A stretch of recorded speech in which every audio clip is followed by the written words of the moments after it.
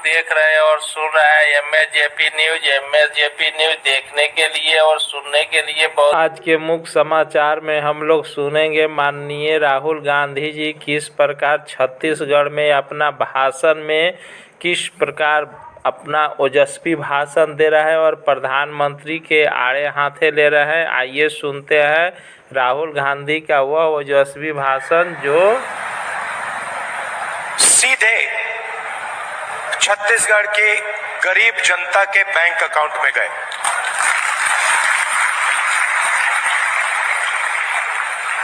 ग्रामीण आवास न्याय योजना में तकरीबन 50,000 लोगों को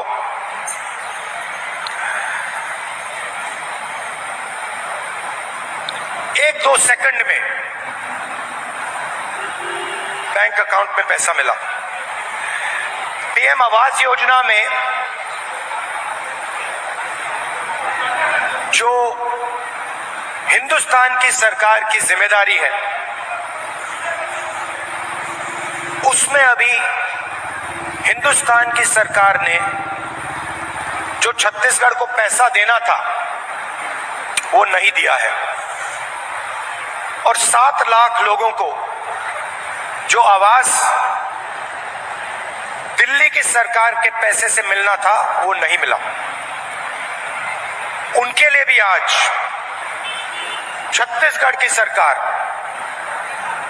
पैसा दे रही है।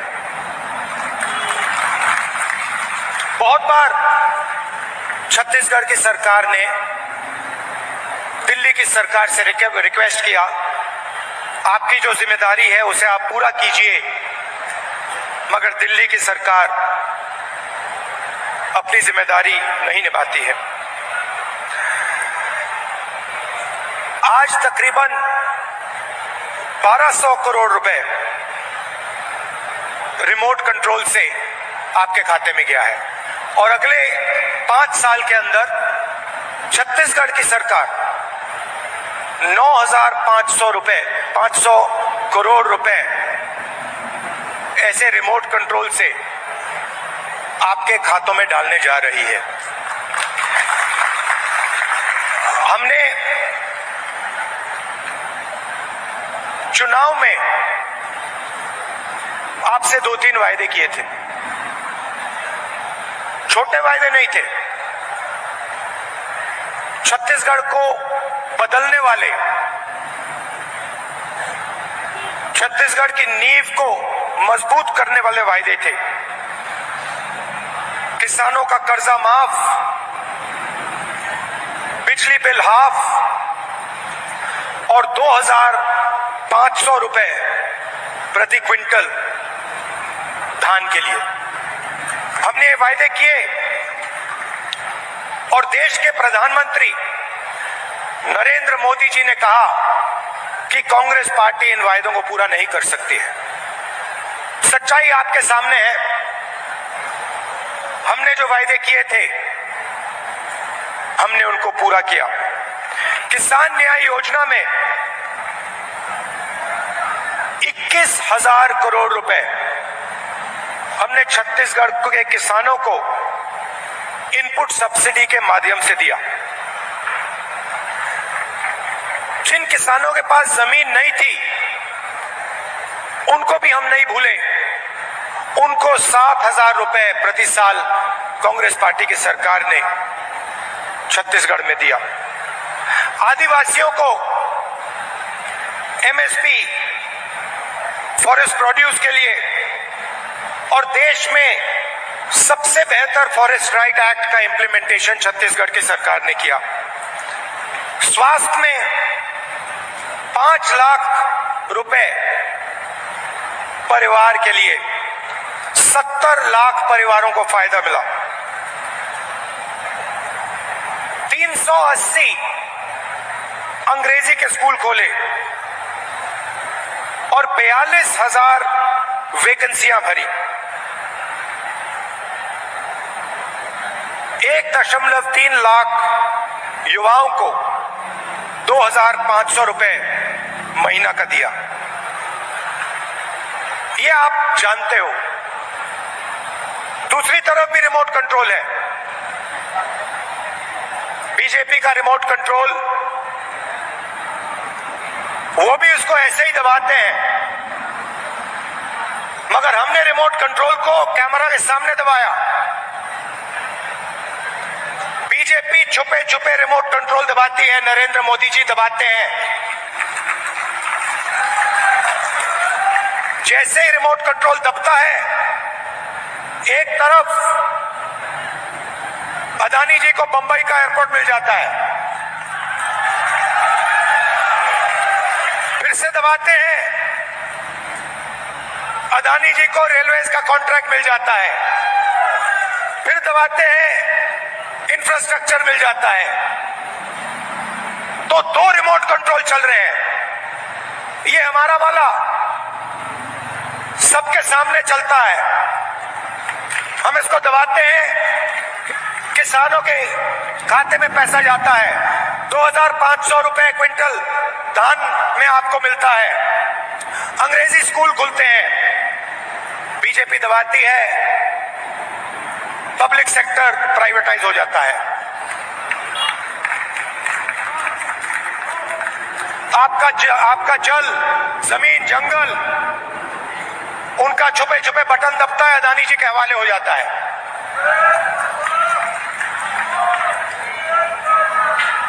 तो 2 तरीके के रिमोट कंट्रोल हैं। अब मैंने उनके रिमोट कंट्रोल के बारे में पार्लियामेंट में बात उठाई। मैंने नरेंद्र मोदी जी से पूछा कि मोदी जी, आपका अदानी जी के साथ क्या रिश्ता है? डिफेंस में अदानी जी को पूरा का पूरा फायदा, पोर्ट्स में पूरा फायदा, एयरपोर्ट्स में पूरा फायदा। आपने 5 किसानों के कानून, काले कानून बनाए, उसमें उनको फायदा देने की कोशिश की। तो मैंने उनसे पूछा, नरेंद्र मोदी जी, आपका रिश्ता क्या है? उनके हवाई जहाज में आप जाते हो, रिश्ता क्या है? जवाब मिला, मेरी लोकसभा की सदस्यता रद्द कर दी।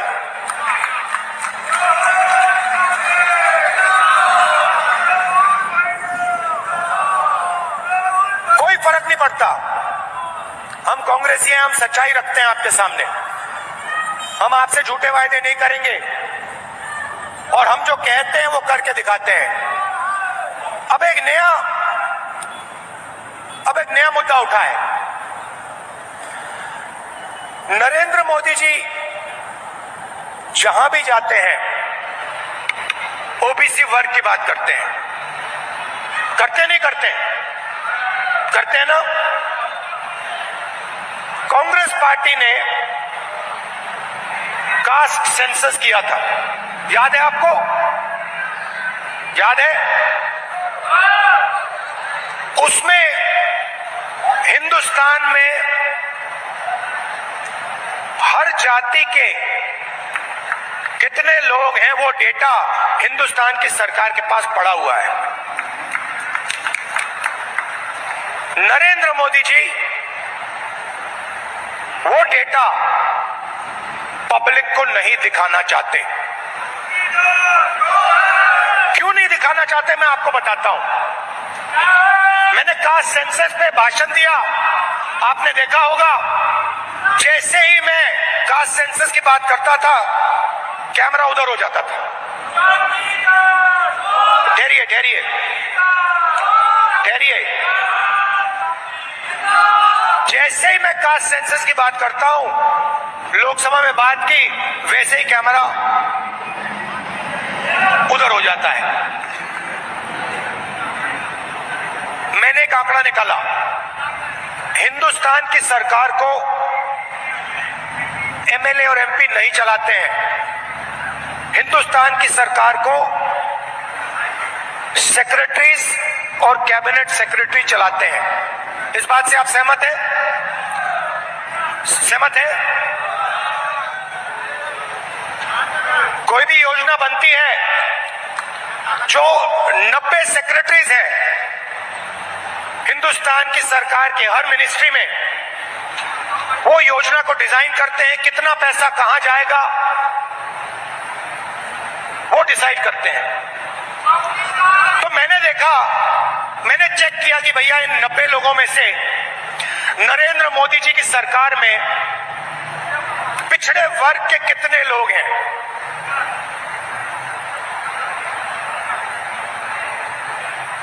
आप हिल जाओगे। 90 लोगों में से सिर्फ 3 लोग ओबीसी समाज के हैं, और वो 3 लोग हिंदुस्तान का सिर्फ 5% बजट कंट्रोल करते हैं।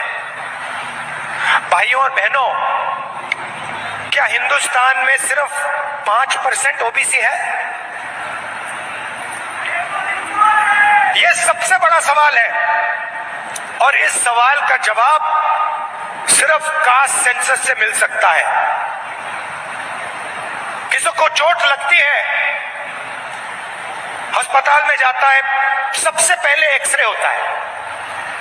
पैर में चोट लगती है, डॉक्टर एक्सरे करवाता है, कहता है भैया देखते हैं क्या हुआ है, कैसी चोट लगी है, पैर टूटा है या नहीं टूटा है।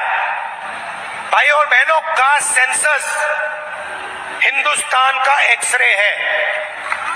इससे पूरे देश को पता लग जाएगा कि ओबीसी कितने हैं, दलित कितने हैं, आदिवासी कितने हैं, महिलाएं कितनी हैं, जनरल कास्ट के लोग कितने हैं। और एक बार ये डेटा हिंदुस्तान की जनता के हाथ में होगा तो फिर देश सब लोगों को लेकर, सब लोगों को भागीदारी देकर आगे चल पाएगा। अब मैंने ये सवाल लोकसभा में पूछा, नरेंद्र मोदी जी से पूछा कि आप कास्ट सेंसस से डरते क्यों हो? कास्ट सेंसस का डेटा सबके सामने रख दो, जो आपकी सरकार की सच्चाई है, आप हिंदुस्तान की जनता को दिखा दो, डरो मत। मगर नहीं, उनके मंत्री कहते हैं हमारे ओबीसी के विधायक हैं, ओबीसी के सांसद हैं, और उन्हीं सांसदों से आप लोकसभा में बात करो, वो आपसे कहते हैं कि भैया देखो हमारे से कोई कुछ पूछता नहीं है, हम कुछ बोल नहीं सकते, हमें तो यहां मूर्ति जैसे रखा हुआ है। असली निर्णय हिंदुस्तान के सेक्रेटरी लेते हैं, ब्यूरोक्रेट लेते हैं, नरेंद्र मोदी जी लेते हैं। तो अगर ओबीसी को भागीदारी देनी है, दलितों को, आदिवासियों को, महिलाओं को भागीदारी देनी है, तो कास्ट सेंसस करवाना ही पड़ेगा। और अगर नरेंद्र मोदी जी कास्ट सेंसस नहीं करवाएंगे तो जैसे हमने कहा था यहां पे, जैसे ही हमारी सरकार आएगी पहला कदम कास्ट सेंसस होगा, और ओबीसी को जो भागीदारी मिलनी चाहिए वो कांग्रेस पार्टी करके दिखाएगी।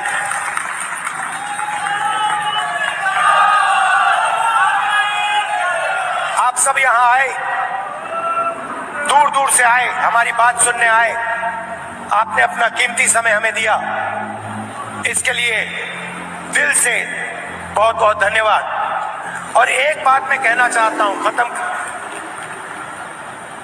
एक बात कहना चाहता हूं, देखिए, कांग्रेस पार्टी जहां भी सरकार चलाती है, चाहे वो राजस्थान हो, हिमाचल हो, छत्तीसगढ़ हो, कर्नाटक हो, हम जनता की सरकार चलाते हैं। कर्नाटक में हमने 5 वायदे किए, ऐतिहासिक वायदे।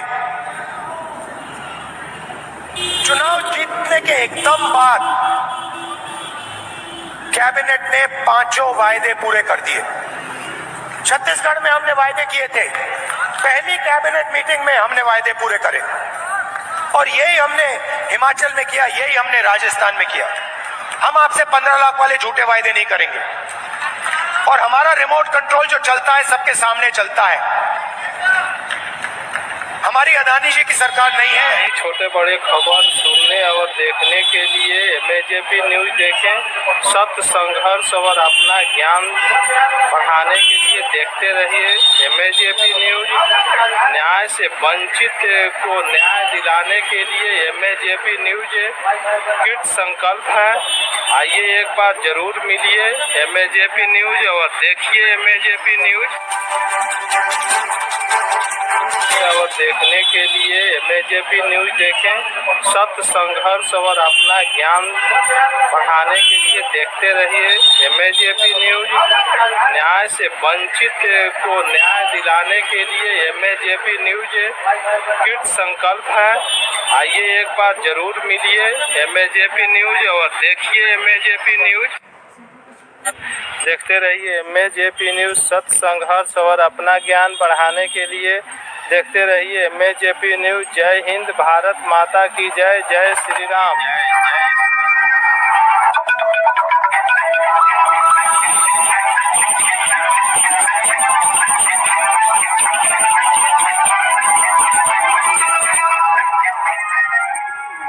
धन्यवाद। देखते रहिए एमएजेपी न्यूज। सत्य, संघर्ष और अपना ज्ञान बढ़ाने के लिए देखते रहिए एमएजेपी न्यूज। जय हिंद, भारत माता की जय। जय श्री राम।